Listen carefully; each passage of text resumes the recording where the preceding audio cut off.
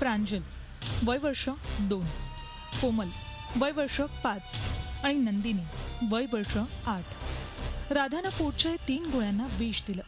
त्यानंतर गळफास लावून स्वतःही आत्महत्या केली.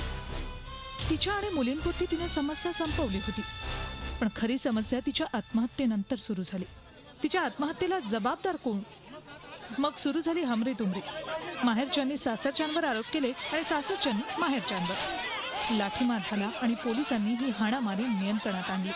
तर प्रथमदर्शनी त्या असं वाटतं, तपास चालू आहे, पण प्रथमदर्शनी असं वाटतं की त्यांनी त्या मुलींची आत्महत्या किंवा स्वतः आत्महत्या केलेली असावी.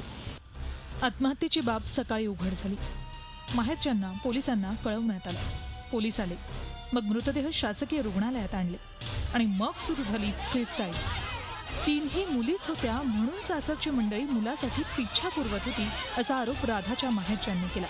कशाचा त्रास देत होतं? मुलगा लागतो म्हणे आम्हाला.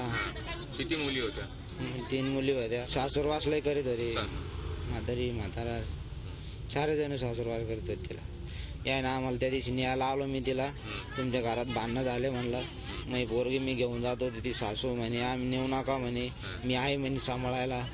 आणि याने असं प्रकरण केलं. गाडीत आणून झोपो घातलं. मला विचारू राहिले, फोन सांगितलं नाही आहे ना मेली म्हणून.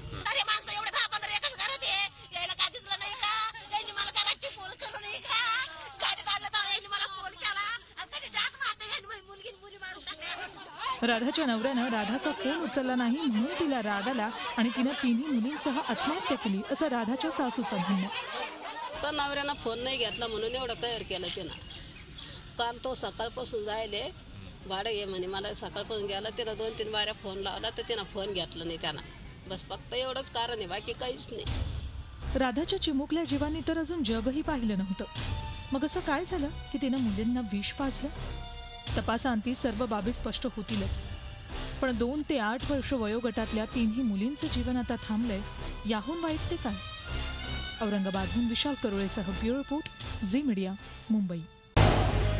झी 24 तास रहा एक पाऊल पुढे.